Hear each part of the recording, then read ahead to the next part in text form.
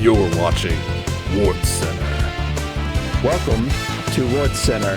Today, we officially kick off the 5th season of the NKBBL. We take you through each franchise looking to hoist the Northern Kingdoms Cup. We'll have a look around the league and finally analyze each Week 1 matchup ahead of tonight's games. I'm your host, Brand Balger, and joined with me today are Tanaka, Dimitri Lund, and you know him, you love him, Koba. Y'all ready to kick off a brand new season? Yes, I am. Thank you for having me. Let's go. Dimitri, how are you feeling?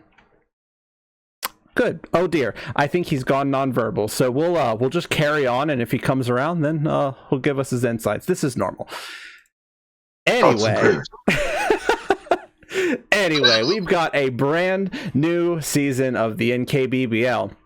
And it looks a little different than it has in years past. So this year, we have 12 teams that are going to be separated into 2 divisions of 6. We go back to our 10-week sub-playoff, with the top 4 from each going to an 8-team playoff. Now, the new wrinkle that I really want to talk about is our 6 divisional matches. Now, with a 6-team division, you would only typically play 5. However, we've incorporated the rival match coming week 10. So each team that you see across from each other here, they are rivals. They will actually play each other twice in the course of the season. What do you guys think about the rivals? Oba is very big fan of rivals. You see, back in San Fran, me and Caesar were rivals as well. Having a rival makes you better at the game, as you are striving for perfection. Absolutely right. It really, excuse me, I can't do that forever. It really gets the blood going.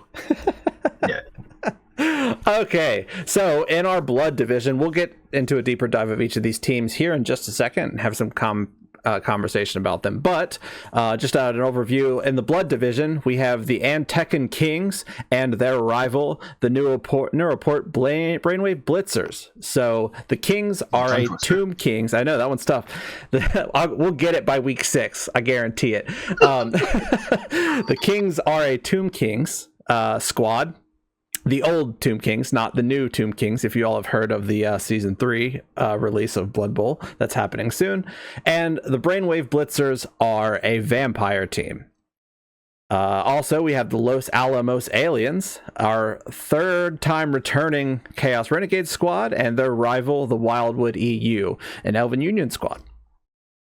And then lastly, in the blood division, we have the New England Matriarchs, our returning Amazon squad, against the Rothleichan Rampage, a Old World Alliance squad. That brings out the blood division. Now over to the bowl division, we've got the Guttersburg Rebels, a underworld team, against their rivals, the Slam Diego Charges. The Orlando Orcas, a orc team, against... Who's that over there, Koba? That is my alma mater, the San Fran Caesars Legion. Heck yeah, it is. And then lastly, the SCLSU Mudclaws coming back for a 2nd season, a Lizardman team, against the Verban Skulkers' 2nd outing as Skaven. And they are also a rivalry, probably, mark your calendars, folks, the biggest rivalry on this entire slate. Oh, I was absolutely. quite excited to see these 2 in action. Yeah, They had a pretty heated rivalry in the summer 7s too, so like they're gonna go at it. for sure. We Lots of can't keep matches. these coaches in the same room for very long. No, we can't. No, but we're glad to see them here as rivals. Alrighty, so let's move on to some rosters. So first, we'll start off with the Antekan Kings. Pretty good set of rosters. We've got 4 Tomb Guardians, 2 Anointed Throwers, 2 Blitzers. I think that maxes out the positionals for the old Tomb King squad, yes? Yeah, they maxed out at 4. Yep. So, all maxed Oba hung out. out with some mummies back in Vegas. Very good people. Yeah. So yeah, they come in right at 980 TV. So just what you expect from a rookie squad. Yeah, I think it'll be great to see 4 big guys. We've heard about 3 big guys, but now we get 4. So 4 big guys makes for a very good Blood Bowl. yep. This will be a pretty wild team to watch, just because they don't get an apothecary at all. They're relying entirely on regen. So Yep. Their And they have sustainability is gonna be a decay, big one. so Yeah. it's thick armor, but on those Tomb Kings, but there's always that chance of a really serious injury. Yep. Oh, but just hope they don't come across a Red Sea. Notably, very bad for them. Yep. All right. Next up, we've got the Guttersburg Rebels, the squad coached by the defending champion of the NKBBL. This is, with Underworld, it's always strange, but this is pretty standard what you'd expect from an Underworld squad. The Troll is going to be your big guy, maxed out on all the rats you can have, and then filled it out with Goblin. No Snotlings. What do you guys think about that? They have the capability to take some. Interesting choice not to include Snotling. Though looking at the squad makeup, it makes sense as to why. Yeah, I like it that they didn't take Snotlings, because even though it would reduce their TV a bunch, they don't really get the swarming on this team anymore. And this team's already kind of a glass cannon, so that additional strength and that throw ability with just the Goblin lineman. I mean, he has experience with goblins. He's ran them twice. So Yep. I think Snotlings would have been a little bit too squishy for this squad, especially in the division that they're in. So Yep. they kind of lucked out with the For picking sure. on that one. And with no more swarming on Underworld, it kind of defeats the purpose of having them, I would say. Yeah. Koba would agree. Koba is also very interested to follow the career of one Funk Flit Reaver. Yeah. Oh, yeah. Yeah, we'll definitely get to that when we get to matchups. But also, I don't underestimate those goblins. Every once in a while, there's always an underdog goblin that makes his way. And I think this year, it's Nickel Malone. We will watch Nickel Malone with great interest. Yes, we will. Maybe he will become Dime Malone before the season's end. Oh, God. All right. And then we've got the Los Alamos aliens. Tanaka, you want to talk about the aliens? Tanaka, Oh, yeah. Here, have a throat lozenge. Since you have some experience. Yeah. It's not 4 big guys. It's sadly 2 big guys. There was some cap casualties. We weren't able to keep Puke Nukem from last season, our guard troll. Yeah, tough loss.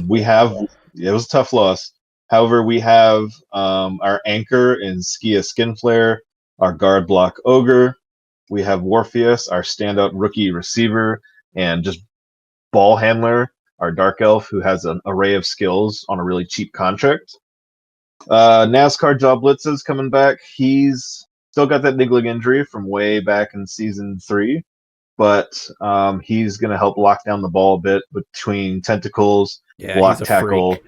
He's a literal freak on the pitch and maybe in the sheets. Yep. But also, of course, everyone knows him. A freak in the streets. Diablozad.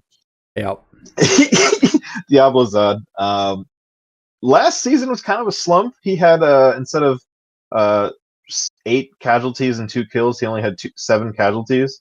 So kind of a downward sophomore slump for him, but still just pitch presence anywhere he's on the board.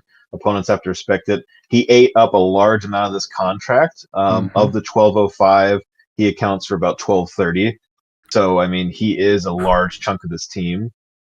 And then the rest of the team is rounded up by rookies. So, I mean... I've seen the alphabet soup you got down there. Yeah.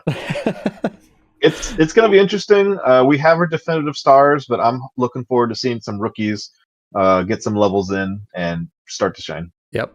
Also notably, it came to our attention that Zod made over $650,000 in his career. And he also owns a part of the Alien Squad, so good for him. Yeah. Also a very, very successful grill company. Yes. Oh, those are cigars, yeah? Hmm? Oh, no, that's Chuck Geiger's cigars. My bad. Chuck Geiger has cigars. All aliens look the same to you. Oh, we don't talk about that on this broadcast. Sorry, we don't see It's aliens okay. much in Norska. No. He does have. I'm aware that the sponsor is not available this season, and we'll talk about sponsors later. But last season he did have Diablo Zod grills. He was trying to go Mhm. after the a certain wrestler or fighter. You know, Mm. everybody likes their lean green or lean mean fat grilling machine. Yeah, so he's just trying to make a little extra money, as if he wasn't making enough as is. Always got to look for those endorsements. All right, we'll move into the Neuroport Brainwave Blitzers. So, Neuroport decides to go with a pretty lean vampire squad. 2 throwers, 1 runner, but at the expense of getting your Vargeist from week 1. What do you guys think about that? Interesting choice. Yeah, it's pretty. It's gonna be. I mean, this team's already pretty swingy as is. Yeah. They have 2 re-rolls to start, but they have a lot of linemen to go off of that. Yep.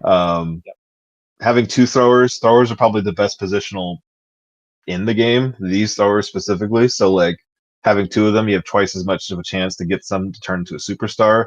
Obviously, Holloway, the coach here, had the superstar duo brothers of Titsa and Timothy for the last 2 seasons. So like expectation wise, and that team too had a lot of like swingy, like weird mechanics with the slam. So like Yep. I'm looking at those throwers to see if they're going to be top of the board at the end of the season. Yeah, I think the coaching staff is right at home with this type of squad, so it'll be fun to see.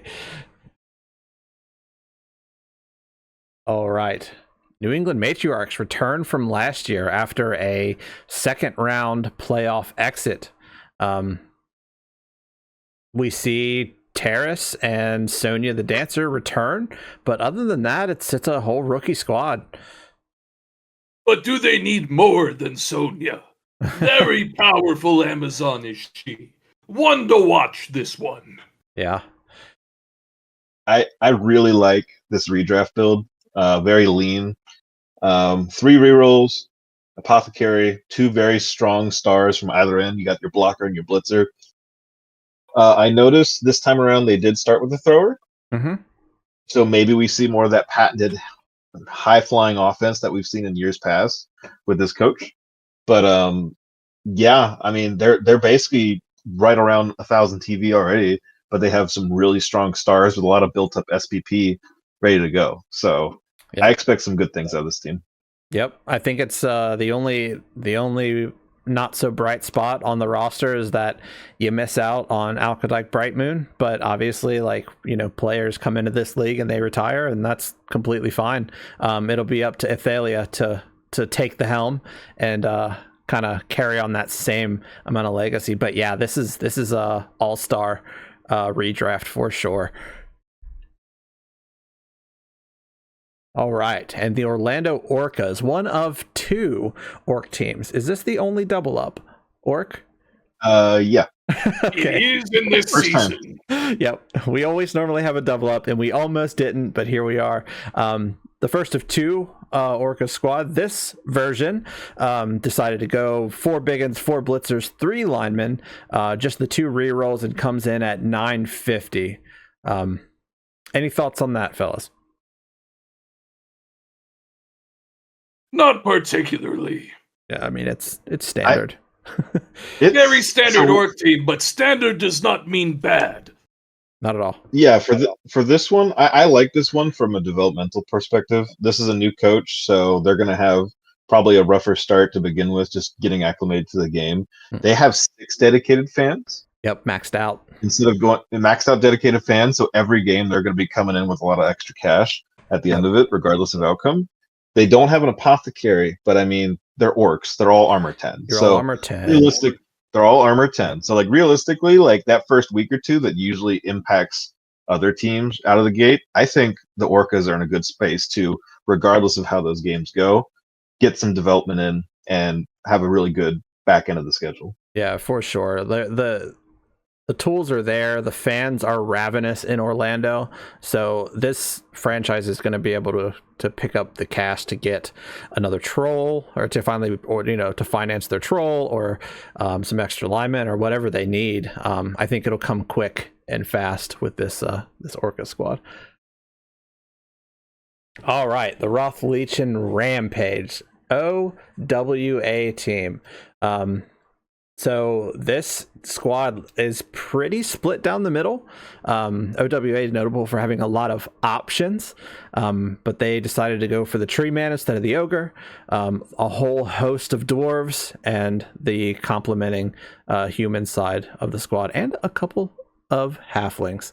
What do you guys think about this roster?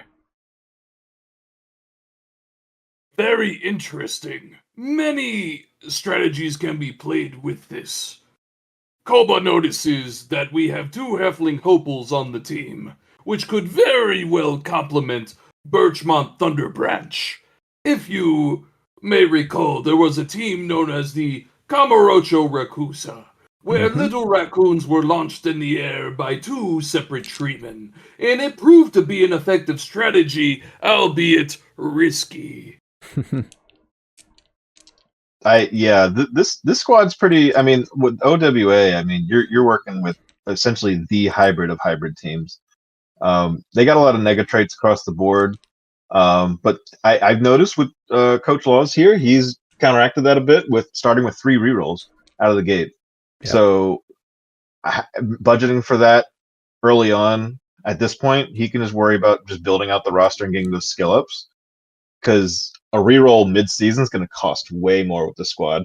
So just try and survive those first couple weeks, work around the animosity and the just the thick-headedness of some of these players, and they'll be all right. Yep. It's a lot to work around. There's a lot of loner, and when you don't have loner, you've got animosity towards all the players that do have loner. So it's a tricky squad, and it's going to take an expert to pull them all together for a united cause. But I think if anyone's up to the task, it's definitely this coaching staff.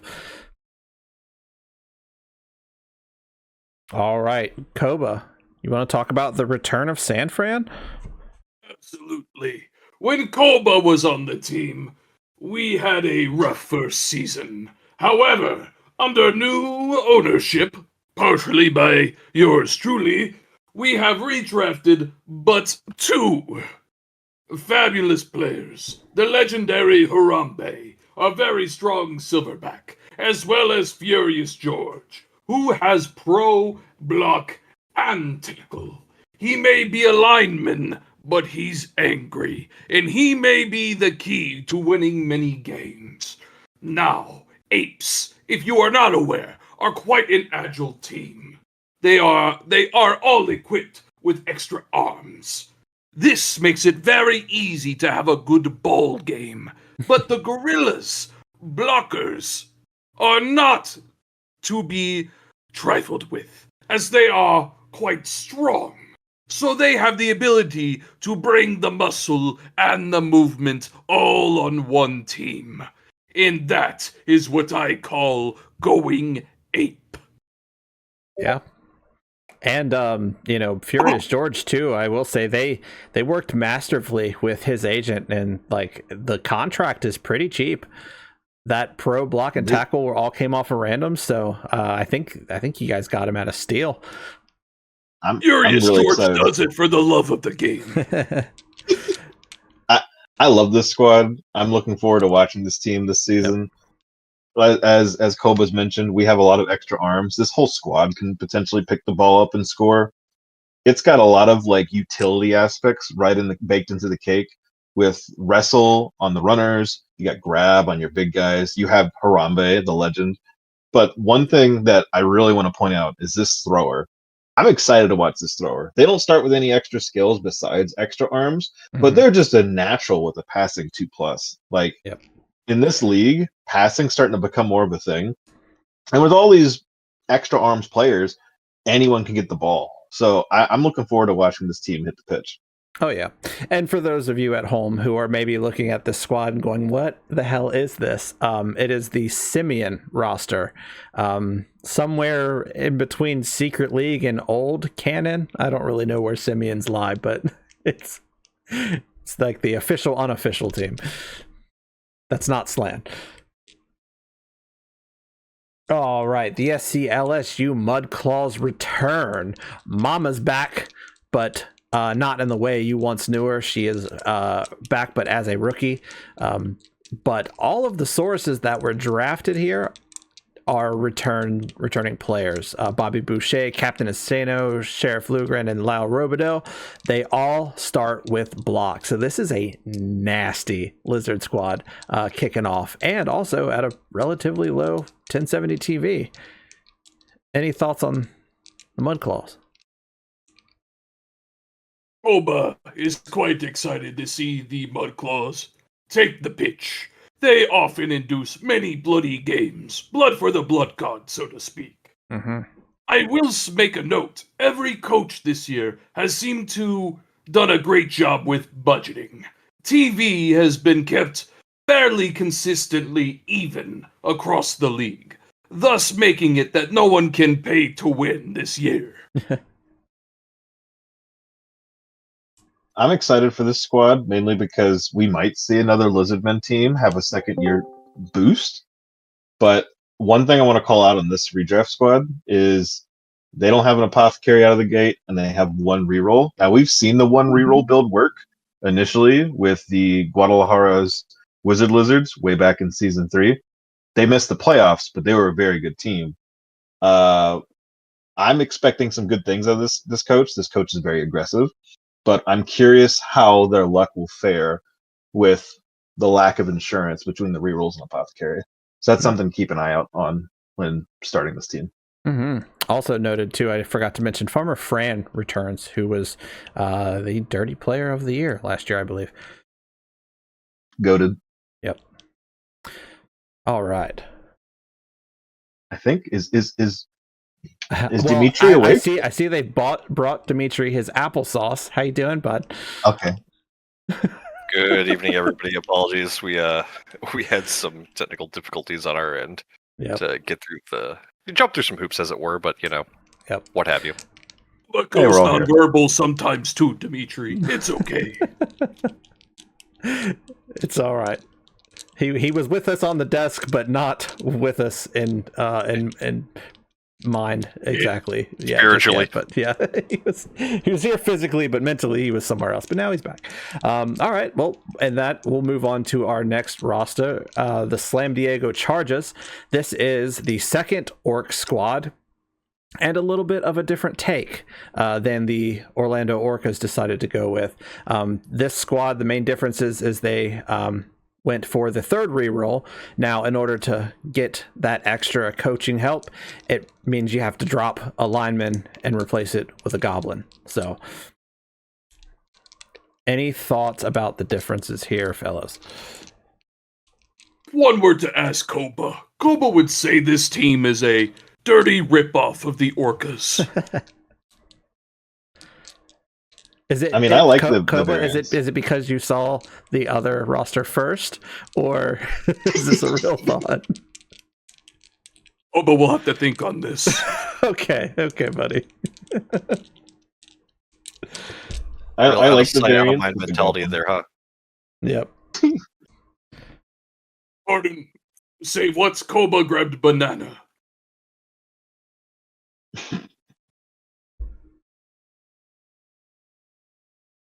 All right. Well, in that case, we'll move on. All right. Next, we have the returning Vermin Skulkers. This squad is redrafted from the last year and sees Stretch Sneakclaw and Longshank Stilltail return. And Tretch Venom Fang. Besides that, it looks like a completely fresh batch of rats coming in at our tied for highest TV in the league. What do you guys think about how this redraft went? I'm personally excited for this one. as I've mentioned before in my old playing days, I saw plenty of the eventual champion Mighty Rats on the pitch, and there's already shades of that coming from the Skulkers. That first lap around the bend was part of a rookie organization getting the other feet wet, their little paws, their little claws wet. And I think it was just enough time for this team to really piece together what it took to be potential superstars. I have very high hopes for this team. This team has a lot of potential. I'm really excited to watch Venom Fang hit the pitch, having an accurate thrower right out of the gates with pass and sure hands. This team is very like high flying offense. They don't have a Roger to start with again. I imagine they'll probably get one with the division they're in, but right away they have some superstar catchers. They have a definitive thrower. They have all the tools they need. They have 3 rerolls, like, and an Apo. Like, they're good to go right away. So as long as they can manage that TV difference in every one of their matchups to start these first couple weeks, I expect them to put some numbers up. Yeah, absolutely. And I know, yeah, like missing the Rat Ogre is it's a personal choice. It works based on your personal play style. But last year we saw the Vermin Skulkers retaliate and get their Rat Ogre after the death of a player. So we'll see if maybe they're just waiting for the right body to become their next Rat Ogre this season. All right. And lastly, we'll talk about the Wildwood Eldar United, an Elven Union squad with quite a few positionals. So unlike most Elven squads, the Elven Union are a tad bit cheaper. So they were able to field both blitzers, 2 catchers, and a thrower. This coach not new to running the Elves. What do you guys think of this team this year? Very good kit. Oh, pardon, Dimitri, continue. No, Koba, please, I will always defer to you first, my friend. Well, Koba was going to remark that elves typically have longer legs than regular players. And as we are all very well aware, the longer the leg, the better the player. Mm-hmm. Historical insight. Mm-hmm. With that in mind, I do have to actually lean into the idea. Last season, the organization rolled out the Dark Elves, the Dragonaires, and this year they circle back with the Eldar United. I think mostly to prove that they are a organization that is looking to develop excellent passers, and excellent passers can only be backed up on, I think, true passing teams with great catchers. I'm looking forward to see a lot from number 8 Maple Moss. That seems to be like the big, blinking light on the radar. I think if you're underestimating the Eldar United, at the very least you should be respecting what these catchers are going to be capable of. To add off that, I was going to say I'm excited to watch Juniper Mammoth, number 5. Last season, the Dark Elves had a thrower that ticked a lot of boxes, was pretty much a versatile all-around player. I'm expecting the same out of this. Their squad last season was basically like a couple league points out of making playoffs and doing a full Dark Horse run. Mm-hmm. So to me, if they can catch that lightning in a bottle and just get a couple more wins, this is a playoff team right out of the gate. So I'm excited to watch them, and I hope they do well. Yep. Also, Juniper is notably part of that renowned Mammoth bloodline that was featured on the Dragonaires last year. So, legend. Families First in the NKBBL. Yeah. Yep. Some call it nepotism. Others call it eugenics. All right. Well, now that we've talked about the rosters, let's take a moment to go around the NKBBL and give you your roundup of the news from this week. But before that, we'd like to take a moment and thank our Week 1 sponsors.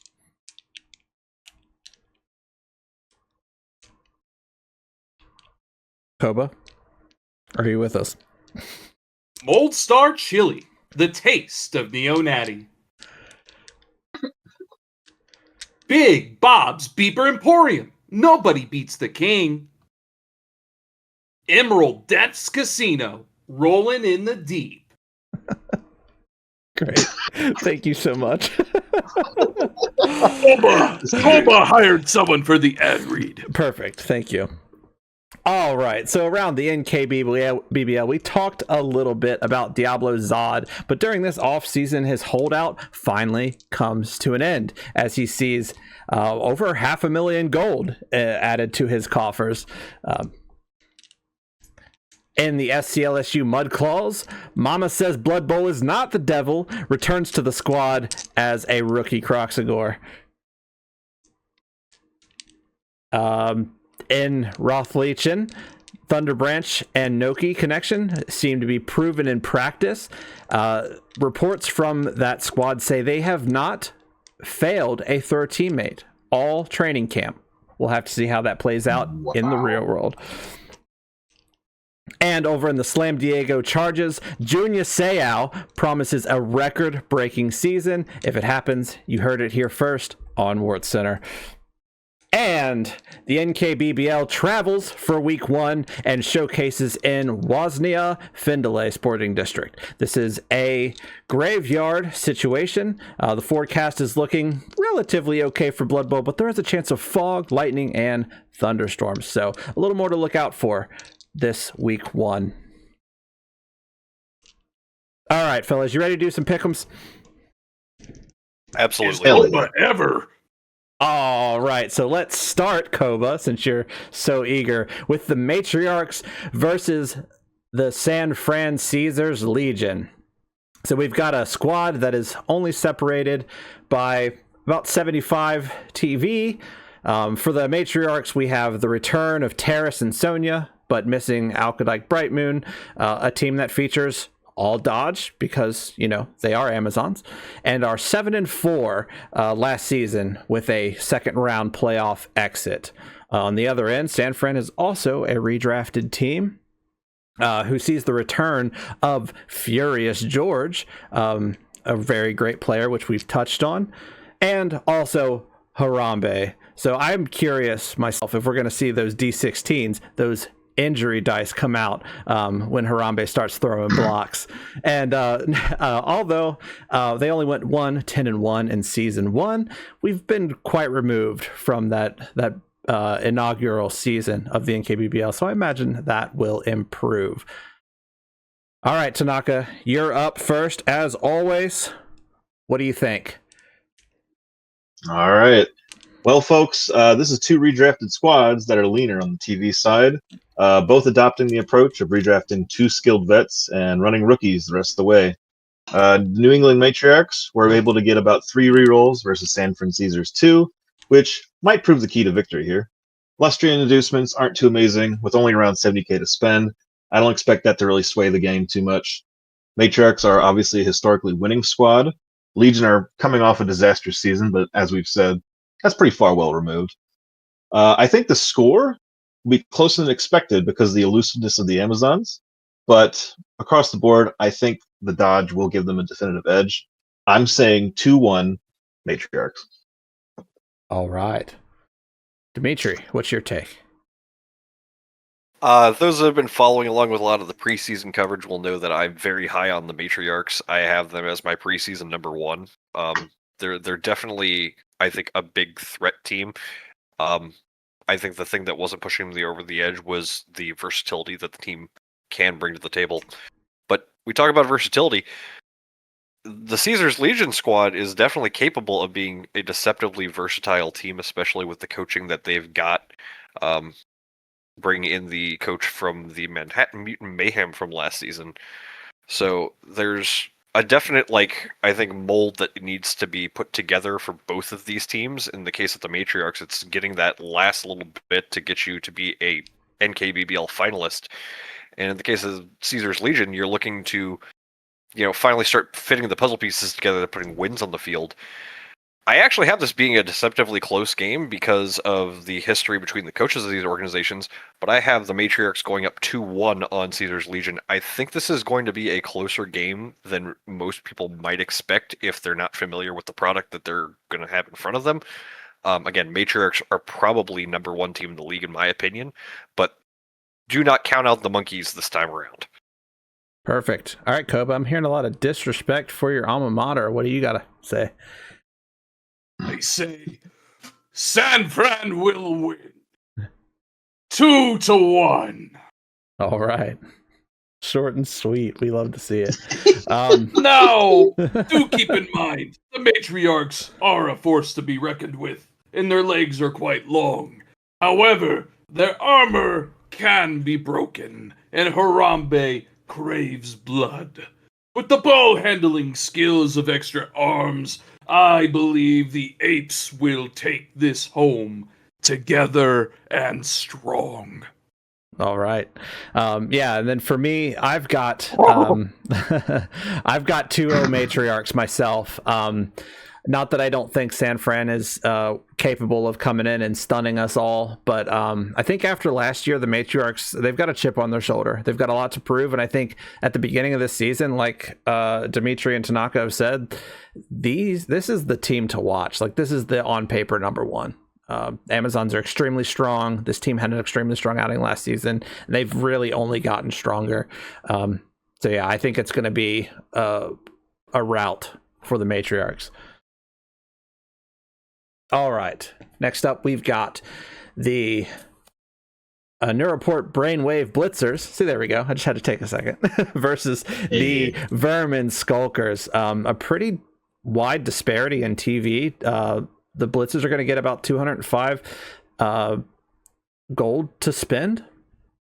Ulrich, the big bat, is going to look to fill the gap for the Blitzers, where the other 3 rosterable vampires will be missing. Although this roster does feature lots of snacks, lots of thralls to snack on, 2 extra in case things get a little dire. And like we had talked about Coach Holloway, he is a postseason coach. He's always been a postseason coach, and there's a high pedigree to that staff there. On the other end, the Skulkers see Stretch and Longshanks back. However, they've got no big rat to make all the rules. We'll see how that plays out. But last season, it ended in a 1-6-4 record. Tanaka, what's your take on these 2 teams? Well, folks, I think this will be another good one. One of the highest TV teams returning from last season, the Skulkers will travel to Neuroport to face the fresh Vampire Squad in what will likely be a tough battle, but eventual victory. Although the Blitzers will have 200,000 gold and inducements, I do expect them to struggle out of the gate with only 2 rerolls to account for their bloodlust and any poor dice rolls that we typically expect in week 1 of play. Although their skilled players are going to be elite out of the gate, the rest of the team is a complete liability. On the flip side, the Skulkers have multiple redrafted players that are all well coached, good to go, elite players as well. However, their linemen are able to score in a pinch. I expect this to be a rather bloody game, but I'm giving the scoring edge to the Skulkers to win outright. 2-1, Skulkers. All right. Dimitri.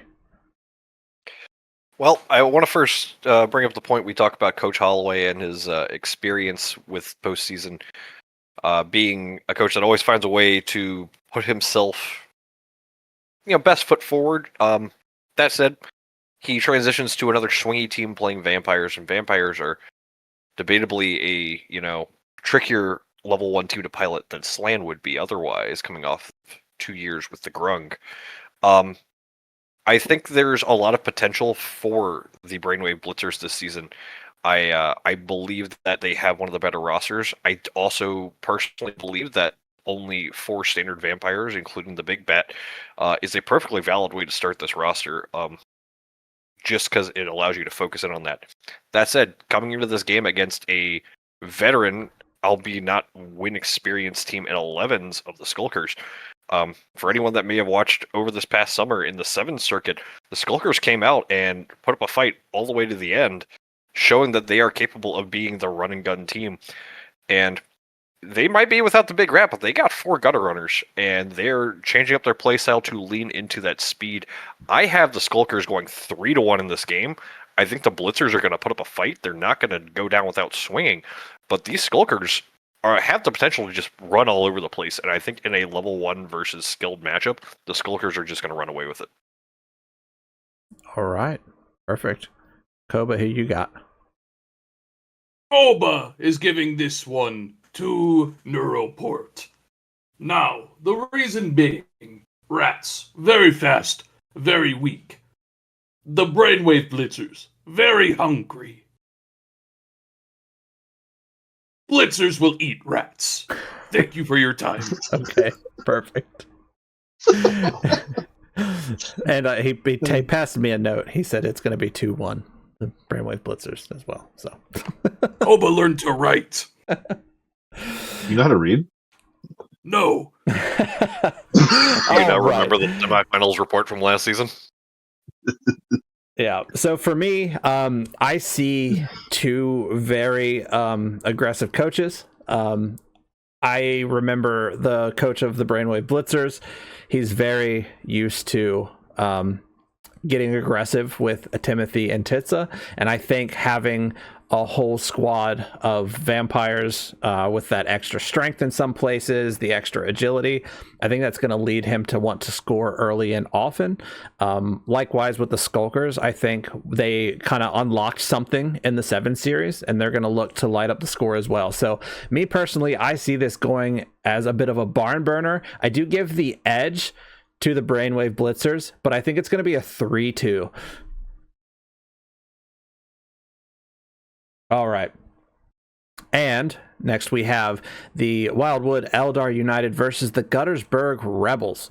Both teams come in just a little shy of 1,000 TV, only about 30K difference.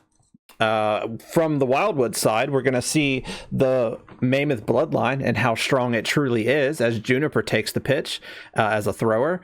We're going to need some stiff wood to watch this match as Forrest Stump, his offspring, takes the pitch, as well as a lot of linemen that are Wood Elf inspired as well. And I do want to call out the Wildwood coach is a renowned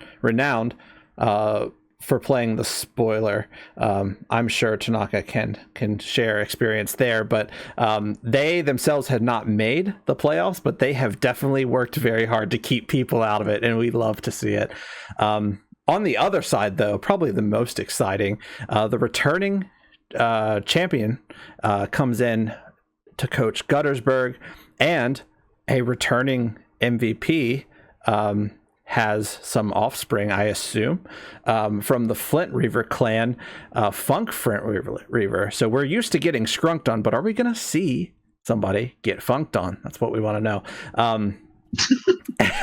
And, you know, Guttersburg, we remember the game Steelers. How Steelers-esque are these Rebels going to play?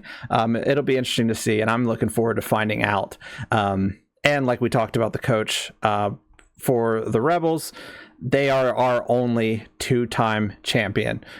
So high expectations, very high skill on that squad. So, Tanaka, who do you have here? Oh, before you do pick them as well, I also want to call out, this will also be tonight's premiere game. So if you want to catch this one live, you can do so later this evening on twitch.tv/Dr. Coyle, or right here on Cabal Vision North next week on Wednesday. Anyway, Tanaka, what do you got? Well, this is the match I voted for the stream of the week. I do think this is the one to watch.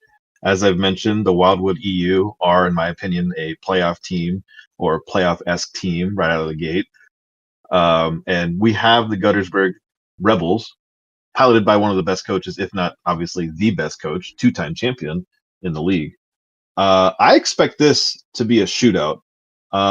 Even though the Rebels are the technical underdogs with a 30K inducement package, I don't feel like that's the case. I really don't. I wouldn't count out the grit from the United's coach to keep it close. However, I do expect this to be a complete and utter shootout where both teams just sling the ball back and forth, getting SPP on their valuable players. Both sides are probably going to try to avoid hitting each other too much because of the minimal armor, though. I'm expecting this to be 3-2 Rebels. All right. What's your take, Dimitri? I'm just going to be completely upfront with it, and I've been a big defender of experience winning games. I have the Rebels winning this game 2-1 over WEU, and it's mostly going to come down to the fact that I think it's going to be somewhat of what Tanaka said here, where it's going to be a shootout, but I think it's going to be a case where the back and forth is preventing the other team from scoring. In the short experience that these two coaches have had with each other, they've been in a very much a gridlock of play style. With that in mind, though, two-time NKBBL champions in charge of this new squad from Guttersburg, I think that is a pedigree for success. And I think a shift from the original Guttersburg squad we saw back in Season 1, which was a full-blown Goblin experience, having that Skaven accessibility as what replaces their inducement package creates a much greater depth in their overall play style. In a similar capacity to the Brainwave Blitzers, I think those level 1 players are going to be telling of the story, and the experience having goblins on the pitch in the hands of the Rebels coach is going to be a big part of the equation here, and I think that experience is going to be what shows this final score. All right. Koba, who do you got? Oba is very excited to see the elves get funk done. Koba believes that this one will go to the Rebels. All Koba right. believes it will be a very high-scoring game, but ultimately, the rat will run. All right. So I'm here to play contrarian. I'm going 2-0 Wildwood. Ooh, shutout. And let me break it down. This is the reason why. I think, although obviously no disrespect to the Rebels coach, I mean, he's a monster, right? But this is a brand new Underworld squad. This is a armor deficient squad, and a slightly slower squad compared to what Wildwood's able to put out. I think some injuries just happen at the right times to prevent a score, and then I think Wildwood turns that drive into a score of their own after that critical turnover, and then I think Wildwood gets it done in their half to also double up and put that second score in. I think it will turn around for the Rebels later in the season, but I think starting out, it's going to be a little rough where you're still kind of wanting some of those skills for the Rebels, whereas Wildwood, the Elven United have a little bit more of the like the block, the dodge, the things that you want to start with, pass, catch, nerves of steel, those sorts of things that kind of get you up and rolling game one.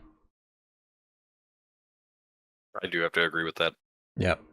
All right. They do outstrength them for the most part too. That too, yeah. I mean, it's statistically it's a little tough, but I don't think it will be that way for long.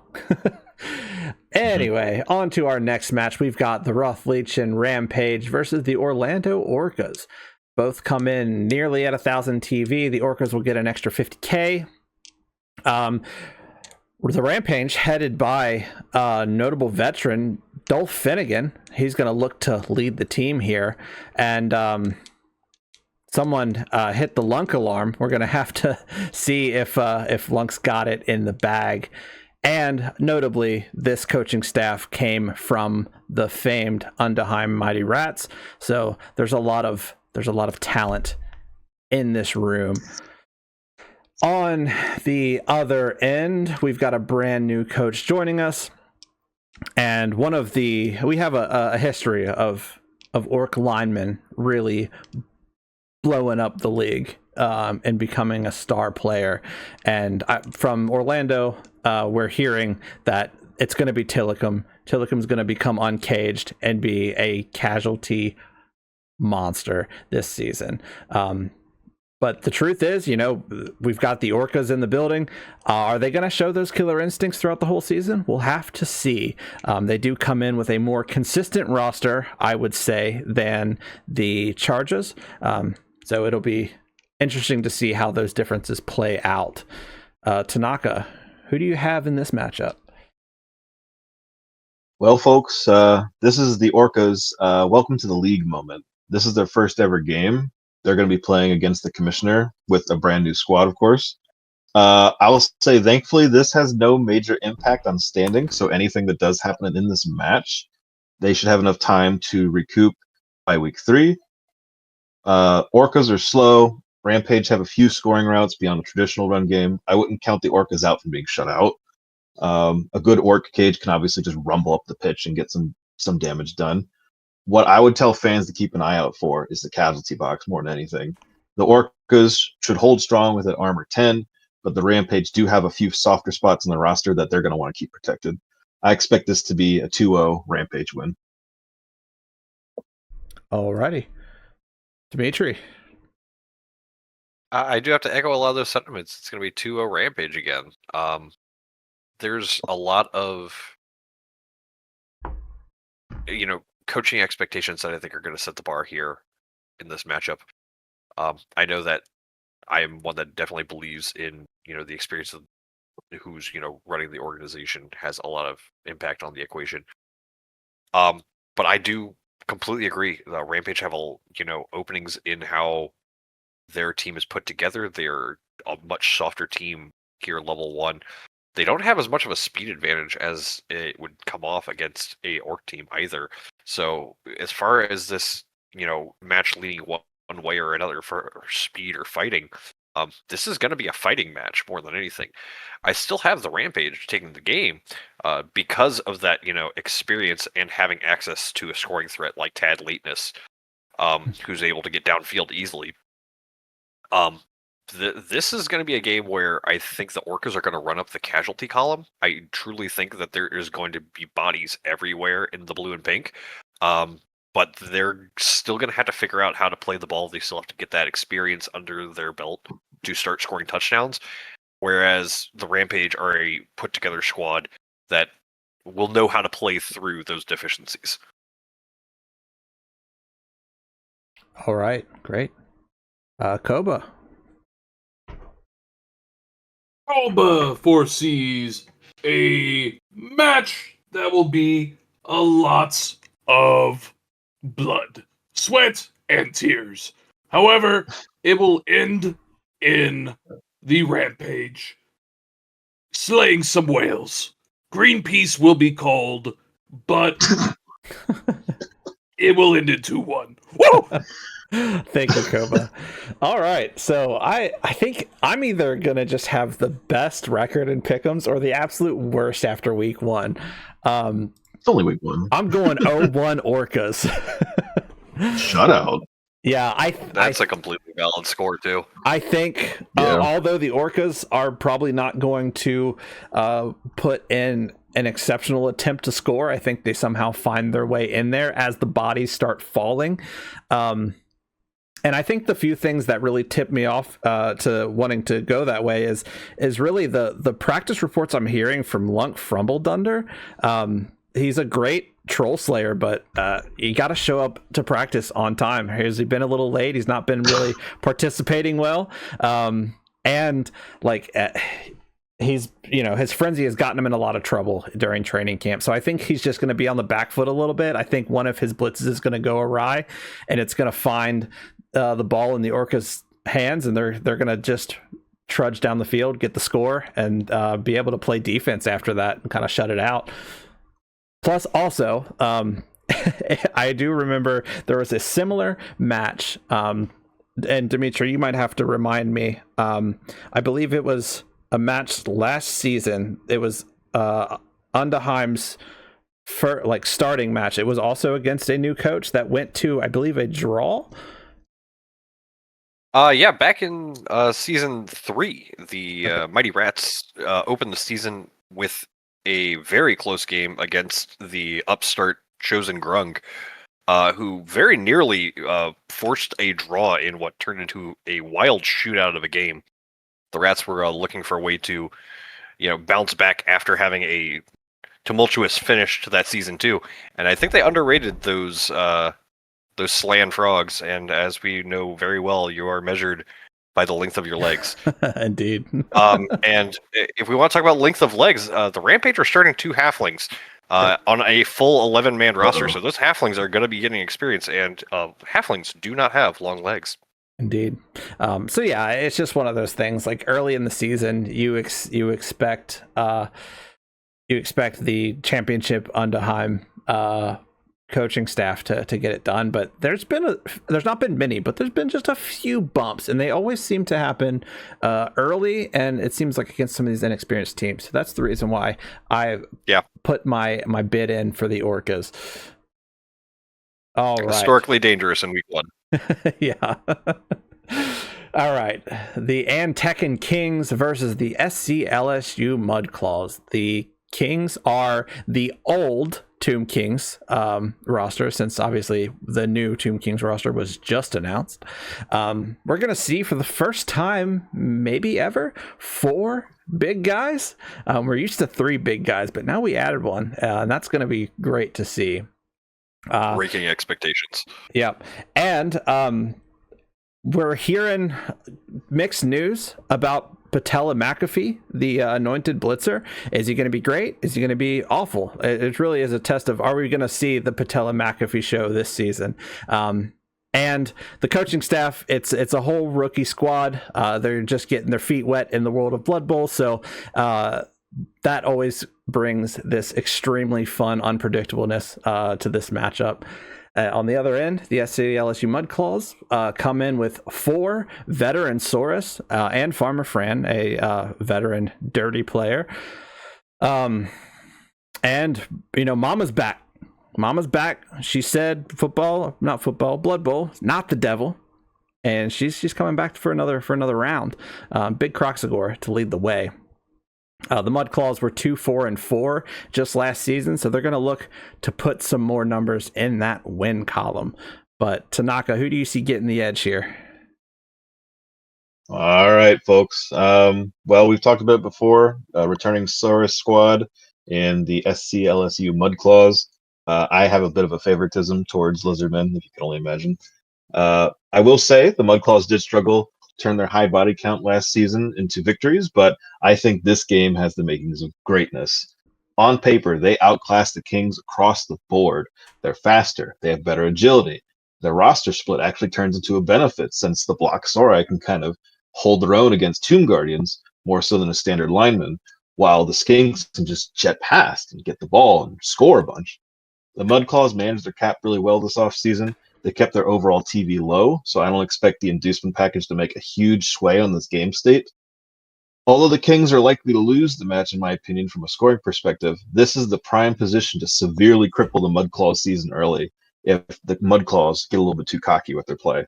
I think this is going to be a shutout. I think it's going to be 3-0. Woo! The biggest score spread that we've seen so far. And the coach of the Kings, write this down. This is bulletin board material. Prove me wrong. Yep.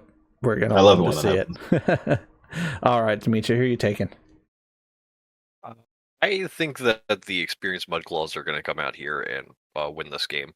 But maybe not in the ways that you would expect. I think they're just the better team, and redrafted teams tend to show that experience. But this game is going to be in a similar capacity to the Orcas Rampage game, another game with a rookie coach, bloodier than it probably has any right to be.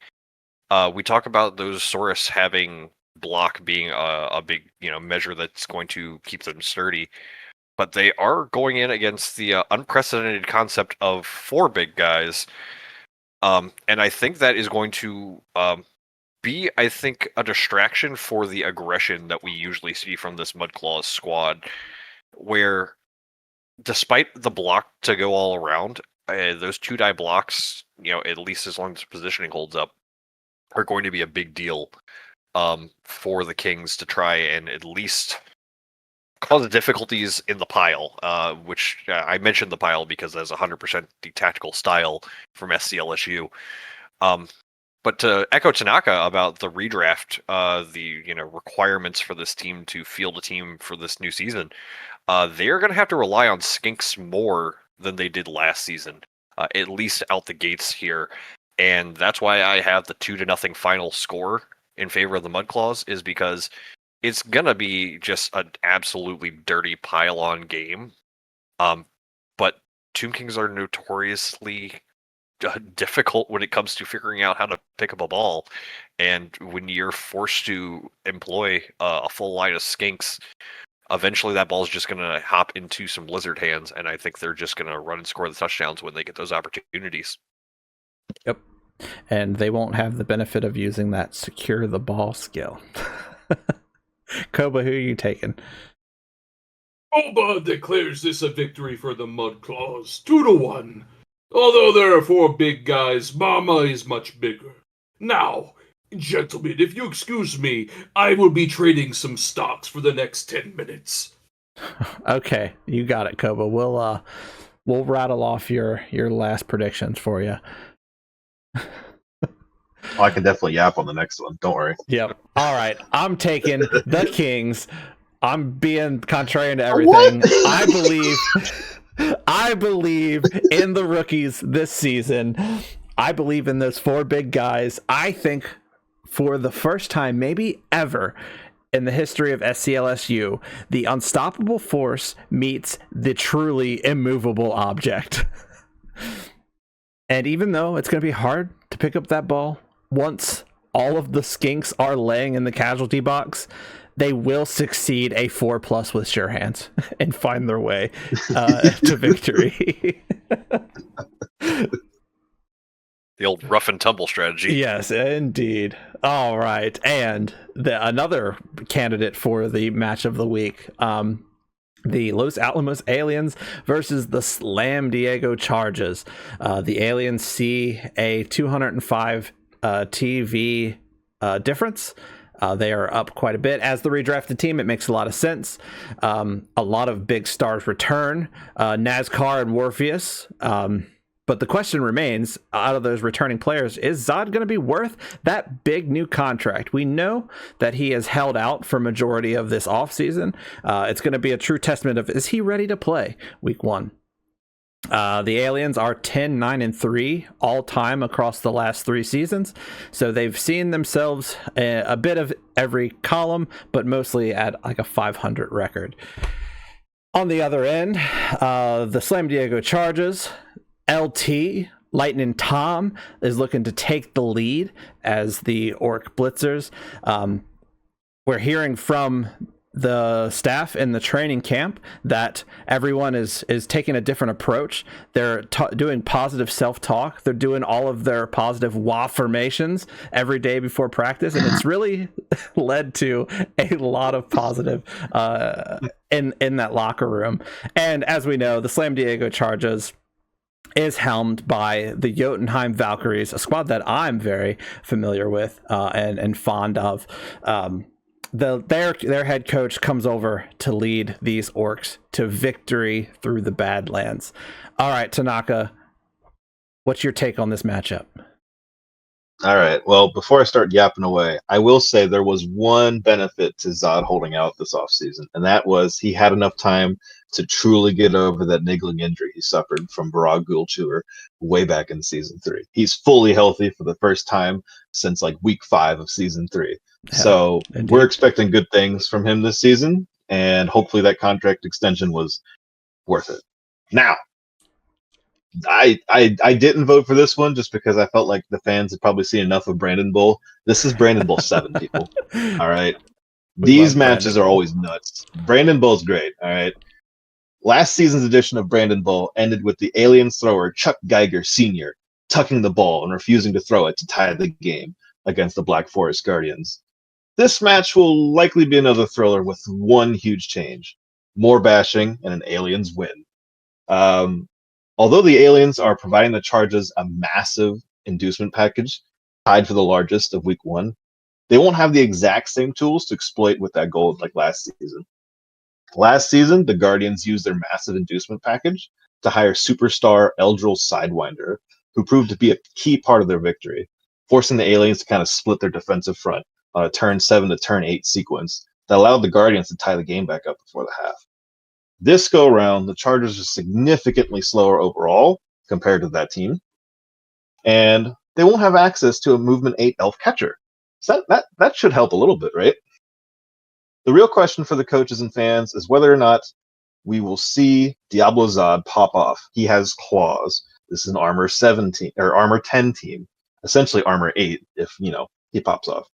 Or if he'll be relatively contained and the bashing stalemate kind of wears the aliens down just enough for the rumble of the orcs into victory. Obviously, I'm biased, and I think the aliens will win, but we all know the Chargers, their coach, they have the ball knowledge and the tenacity to find a win.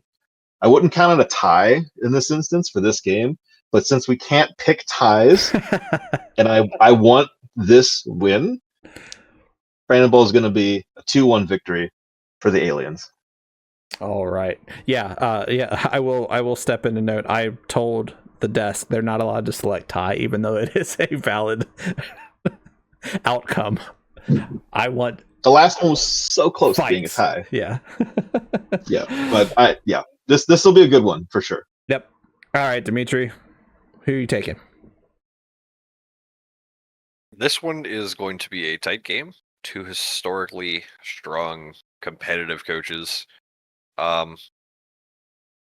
This is a level 1 orc squad, but it has one of the mastermind coaches at its helm. On the flip side, the aliens are the notorious giant killers of this league. I think that title is going to wear off a little bit this season, as I think they are now the giants to be slain. If I'm being completely honest, I want to pass that Giant Slayer title probably onto a team like Wildwood, who probably has those kind of expectations, in my opinion. But with that in mind, it's going to be a back and forth, and in a similar way where the Orcas are going to probably grind down the Rampage, I think the Chargers are just going to wear down the front line of the aliens. If Zod, as we mentioned, can live up to this contract, that can be an equalizer for this. And you do have two experienced players. NASCAR Joblets and Warfius are two all-star caliber players in their own right. But I have this one going 2-1 for the Chargers. I have the new guys in town stepping up and, planting their feet, saying we are going to be the team to beat, and we're going to do it by going through the aliens. You mentioned the big package that is being handed over to them, and when you hand a big package to something like the coaching staff in Slam Diego, they will make you regret having that kind of differential and bragging about it. So I have the Orcs going through in what will be a very, very violent game, I'm sure. As mentioned, we can't pick ties. I think this game does also fit that mold of like 1-1 or 2-2. But I'm giving the lean to the Orcs. All right. And Koba, although he's still doing his day trading, I'm getting word that he also selected the Los Alamos Aliens 2-1 for reasons we may never know. That San Fran and Los Alamos are the most notorious gambling cities in the Northern Kingdoms. Yeah, so that makes sense. There's a line there. All right, and as for me, conflicting interest there. I have been fortunate to be a player under the Jotunheim Valkyries coaching staff, and I know the pedigree that's there. I'm going Chargers, but I'm thinking it's 0-1. This one's going to be a knockout, drag-out fight. I wouldn't be surprised if the ball doesn't really deviate from center for an extremely long time during this game, so be on the lookout for that. But yeah, I mean, I agree. This has, if any game has tie potential, this one truly does have like a score each way, and then we pull out the beat stick and and wail on each other for a while. So it'll be an exciting one to see. All right, and with that, so yep. All right, and with that gets us through all of the matchups of week 1.